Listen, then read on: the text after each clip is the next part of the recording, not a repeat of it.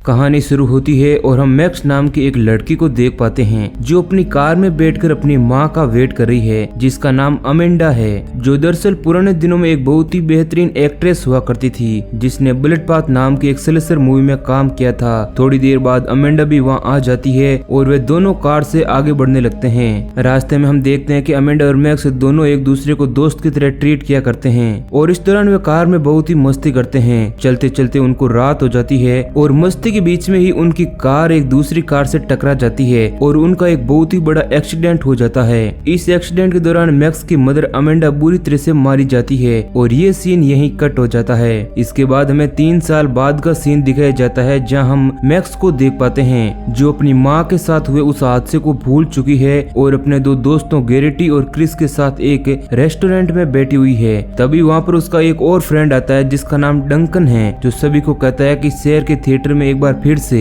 Bullet path movie की screening की जा रही है और डंकन इस चीज के लिए बहुत ही ज्यादा एक्साइटेड है। वह सभी लोगों को उस फिल्म को दिखाने के लिए ले जाना चाहता है और ये वही मूवी है जिसके अंदर अमेंडा ने काम किया था। मैक्स उस फिल्म को देखने जाने के लिए थोड़ा सा अनकंफर्टेबल फील करती है और अपने दोस्तों को मना कर देती है, लेकिन डंकन उसे कहता है कि उस फिल्म में बहुत ही ज्यादा हॉरर और डरावनी चीजें हैं जो डंकन और उसके दोस्तों को पसंद है। वो कहता है कि हमें फिल्म को देखने के लिए जाना चाहिए और ना चाहते हुए भी मैक्स उन लोगों को हाँ कह देती है। अब रात होने पर सारे दोस्त थिएटर पहुंच जाते हैं जहां हमें मैक्स की एक बहुत ही पुरानी फ्रेंड को भी दिखाया जाता है जो दरअसल उन्हीं लोगों के साथ फिल्म को देखने के लिए आई है। इसका नाम विक्की था। अब सारे लोग थिएटर के अंदर पहुंच जाते हैं जहां हम देख पाते हैं कि बुलेट पाथ मूवी उस समय की बहुत ही ज्यादा हिट मूवी थी और इस वजह से ही उसे दोबारा रिलीज किया गया था और हम देख पाते हैं कि उस मूवी को देखने के लिए पूरा थिएटर भरा हुआ था। थोड़ी देर बाद मूवी शुरू होती है और सभी लोग मूवी में दिखाए जा रहे डरावने सीन को देखकर एंजॉय करते हैं। उसी थिएटर में हम एक शराबी को देख पाते हैं जो अपने हाथ में रखी हुई बोतल से शराब पी रहा था। शराब पीने के बाद उस बोतल को वह वहीं पर फेंक देता है। अब वह शराब की बोतल लुढ़कते हुए पर्दे की तरफ चली जाती है।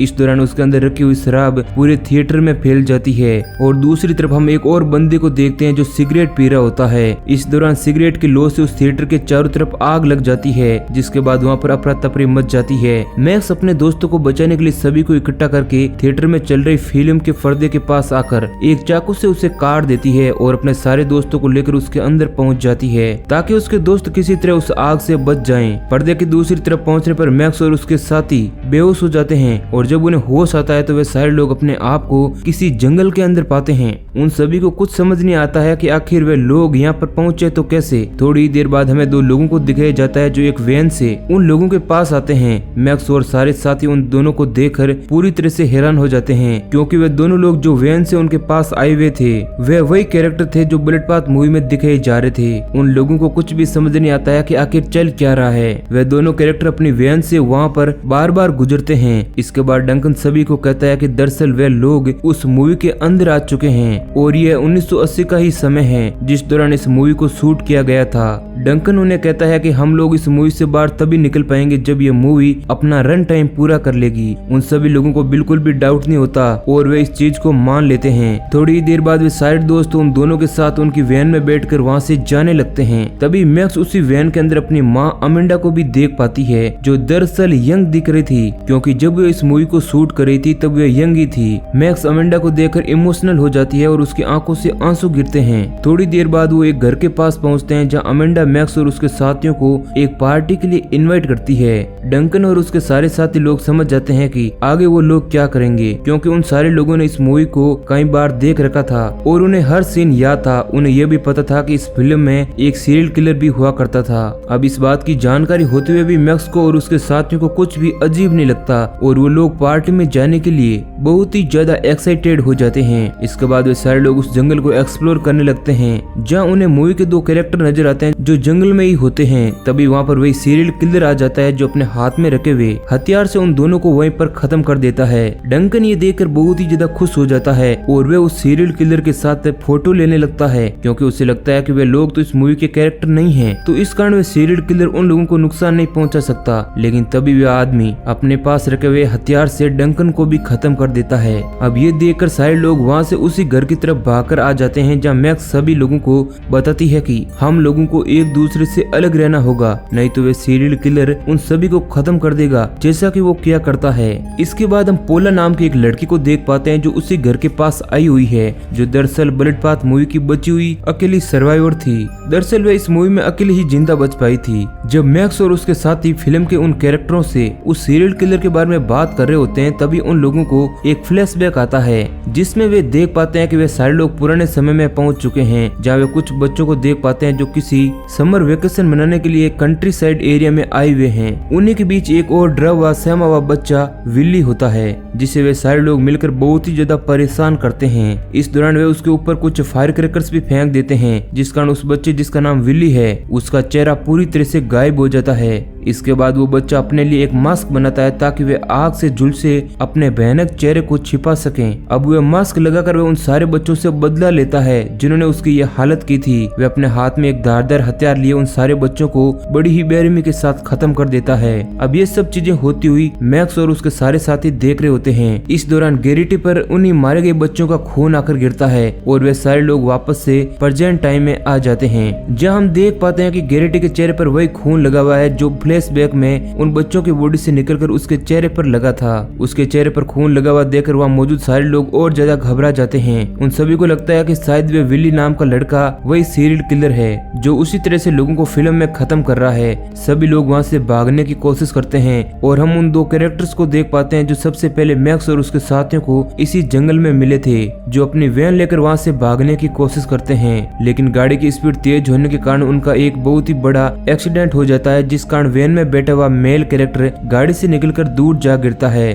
और उसका पूरा शरीर पूरी तरह से बैंड हो जाता है, जिस कारण उसकी मौत हो जाती है। और इधर फीमेल कैरेक्टर भी अब मारी जाती है क्योंकि उस एक्सीडेंट के कारण उस कार में आग लग चुकी थी। अब ये सब देखने के बाद मैक्स और उसके सारे साथी फिल्म के सारे कैरेक्टर को बताते हैं कि वे लोग इस मूवी में फ्यूचर से आए हैं। वे कहते हैं कि किस तरह से वो लोग उन लोगों की इस मूवी का हिस्सा बन चुके हैं और उसके सारे साथी कैरेक्टर भी इस बात को मान लेते हैं, क्योंकि उन लोगों को भी लगता था कि मैक्स और उसके सारे साथी इस समय के बिल्कुल भी नहीं लगते हैं जिस समय के वे लोग हैं। इसके बाद हम क्रिस को देख पाते हैं जो विल्ली नाम के किलर को पकड़ने के लिए सारे लोगों को अपने प्लान के बारे में बताने लगता है। वह कहता है कि हमें किसी तरह से उस किलर को इस घर में लाना है और हम इस दौरान घर में ट्रैप लगा देंगे जिससे वे हमारे ट्रैप में फंस जाएगा और हम उसे आसानी से खत्म कर देंगे और इस तरह से हम लोग इस मूवी से बाहर भी निकल सकते हैं। अब सारे लोग इस बात से एग्री करते हैं और क्रिस के बताए अनुसार उस घर में ट्रैप लगाने लगते हैं। थोड़ी देर बाद वे लोग विल्ली को बुलाने के लिए पूरी तरह से तैयार हो जाते हैं और वे इस तरह से प्रिटेंड यानी दिखावा करते हैं कि उस घर में किसी तरह की पार्टी हो रही है और एक लड़की उस किलर को बुलाने के लिए वहाँ डांस करती है। तभी उस लड़की को घर के बाहर वही किलर नजर आता है जो उन लोगों की तरफ आगे बढ़ रहा था। अब ये देखकर वे लड़की बुरी तरह से डर जाती है और उन्हीं लोगों के बिछाए गए ट्रैप में जाकर फंस जाती है, जिस कारण उसकी दर्दनाक मौत हो जाती है। इसके बाद वहाँ मौजूद सारे लोग घबरा जाते हैं, लेकिन वे प्लान बी के लिए रेडी हो जाते हैं। क्रिस दरवाजे को बंद करता है और गैरिटी सीढ़ियों पर खड़ी होकर एक रस्सी को काट देती है जिसे एक बहुत ही बड़ी लकड़ी बंधी हुई थी और जैसे ही वह किलर दरवाजा खोलता है वह लकड़ी उसकी बॉडी पर आ लगती है और वह दरवाजे की तरफ जा गिरता है, जिस कारण दरवाजे में लगी तलवार उसकी बॉडी में जाकर घुसती है। अब वहाँ मौजूद सभी लोगों को लगता है कि उन लोगों ने उस किलर को मार दिया है और वे सारे लोग चैन की सांस लेते हैं, लेकिन वह किलर अभी मरा नहीं था और वह एक बार फिर से खड़ा होता है और मूवी के एक और कैरेक्टर को बड़ी बेरहमी से खत्म कर देता है। वहाँ मौजूद सारे लोग वहाँ से भागने लगते हैं ताकि उस किलर से अपनी जान बचा सकें। दरअसल वे लोग भाग इसलिए रहे थे क्योंकि उन्होंने एक दूसरे रूम में उस किलर के लिए एक दूसरा ट्रैप लगा कर रखा हुआ था।